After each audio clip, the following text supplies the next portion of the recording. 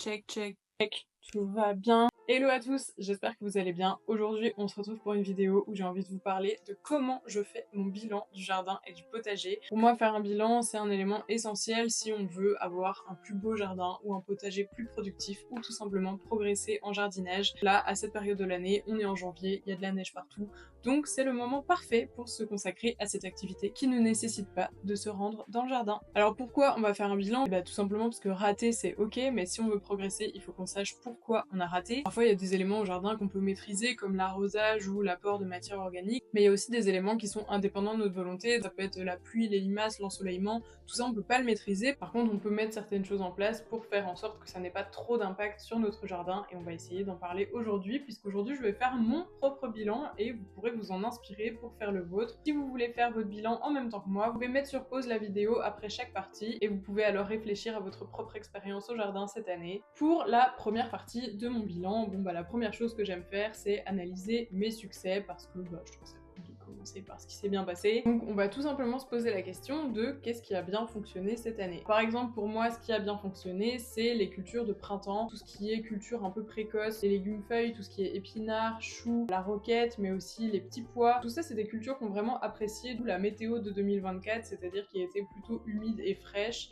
et qui est restée assez humide tout au long de la saison. La deuxième chose qui a bien fonctionné dans mon jardin cette année, c'est que j'ai quand même eu un jardin relativement bien fleuri, malgré encore une fois le manque d'ensoleillement et la pluie, grâce au fait que j'ai beaucoup de plantes vivaces au jardin qui ont du coup pris le relais sur toutes les fleurs annuelles qui ont eu vraiment du mal à se développer avec le manque de soleil, mais aussi parce que les limaces les ont mangées. La troisième chose que j'ai bien gérée au jardin cette année, c'est les récoltes. Chaque année, je sais pas vous, mais moi je cultive des trucs et en fait je les récolte pas. C'est pas que j'ai pas envie de les récolter, c'est juste que je sais pas, le temps passe, ou alors les plantes montent en graines et finalement en fait je cultive des trucs et je les mange pas.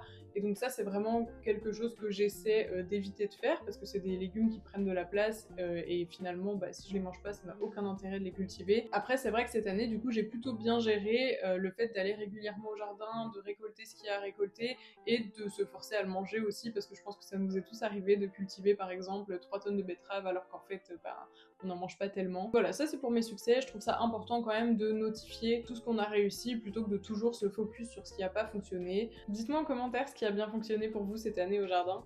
Et on passe à la partie 2 qui est les échecs. Et ouais, qu'est-ce qu'on a foiré cette année? J'ai quand même envie de rappeler que 2024 c'était une année particulièrement pluvieuse et particulièrement compliquée. Alors vraiment je fais un gros shout out à toutes les personnes qui ont commencé à jardiner cette année, parce que c'était vraiment pas évident. Cœur sur vous et vous inquiétez pas, c'est pas toutes les années comme ça. Premier point négatif de cette année, c'est vraiment indépendant de ma volonté, c'était la pluie et l'humidité constante qui a du coup engendré un manque d'ensoleillement, donc croissance hyper lente des cultures. Qui dit croissance lente dit peu de récolte, voire certaines plantes que j'ai pas du tout récoltées parce qu'elles sont pas arrivées à maturité. La pluie a aussi engendré beaucoup de maladies, donc le mildiou des tomates est arrivé super tôt au jardin, et même au niveau des fleurs, en fait j'ai eu énormément de champignons, de moisissures, de plantes qui ont vraiment eu du mal à se développer. Et enfin, dernier problème, qui dit beaucoup de pluie dit beaucoup de limaces.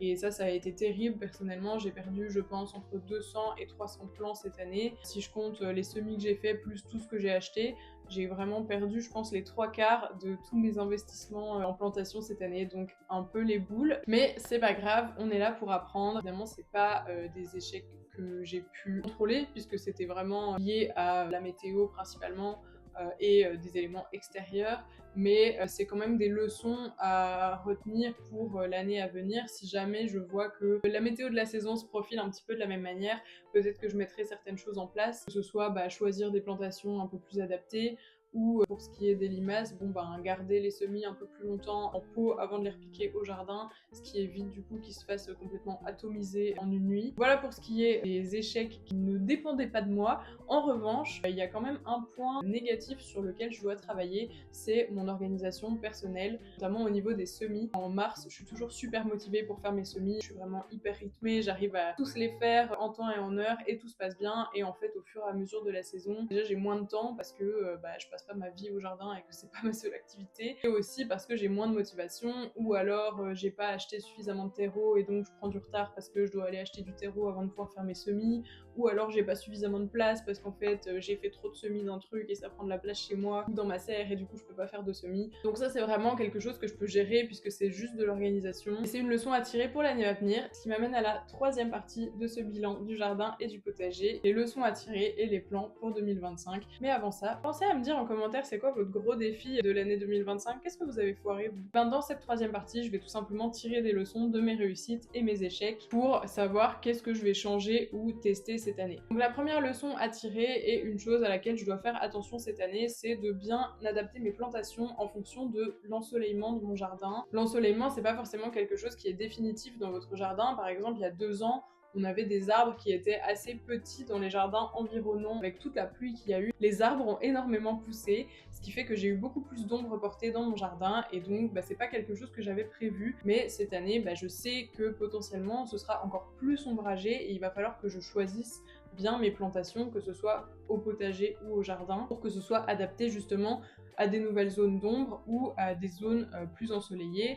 Je pense notamment aux tomates qui devront impérativement cette année être positionnées dans la partie la plus ensoleillée du potager, sinon je risque d'avoir les mêmes problèmes que l'an dernier, c'est-à-dire ne pas les récolter. Ma deuxième leçon pour cette année, ça je vous l'ai dit, je suis hyper mal organisée au niveau des semis et donc y a rien à faire, il faut juste que je m'organise mieux et que je prévoie systématiquement 1 ou 2 journées par mois au moins pour m'occuper de mes semis, en faisant attention à avoir toujours suffisamment de terreau et d'espace dans la serre ou dans la maison pour les stocker en attendant qu'ils rejoignent le jardin. Mon troisième objectif de l'année, qui n'est pas forcément lié à mes réussites et mes échecs, mais qui est lié à une observation que j'ai faite du jardin, c'est que l'an dernier, même s'il y avait des fleurs, il y avait quand même des périodes où un peu un creux dans les floraisons, parce que je pense que j'ai trop de plantes qui fleurissent au même moment. En fait, toutes les plantes ne fleurissent pas à la même saison. Si on veut avoir vraiment des floraisons échelonnées, il faut essayer de varier au maximum les espèces et les variétés.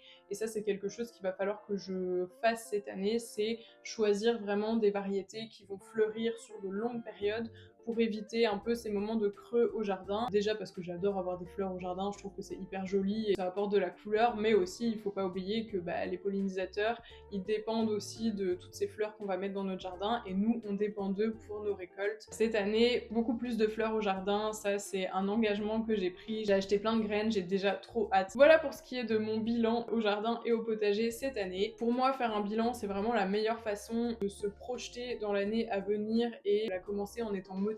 Et c'est vraiment un moyen aussi d'avoir une vision assez claire de son projet de jardin, et ça pour moi c'est essentiel de savoir ce qu'on va faire en début d'année plutôt que d'aller courir dans toutes les pépinières au printemps et finalement pas trop savoir ce qu'on veut acheter et donc en fait acheter n'importe quoi et souvent des plantes qui vont mourir parce qu'elles sont pas adaptées à notre jardin. Partagez-moi vos bilans et vos objectifs en commentaire, je suis super curieuse de voir vos résultats. Dans ma prochaine vidéo, je vous montrerai du coup mes projets d'aménagement pour le jardin 2025 et je vous expliquerai un petit peu comment justement j'aménage mon jardin et je le repense chaque année. Alors si vous ne voulez pas louper cette vidéo, pensez à vous abonner et à activer les notifications. Merci d'avoir regardé cette vidéo si vous êtes arrivé jusqu'ici. Et moi je vous dis à très vite pour de nouvelles aventures au jardin.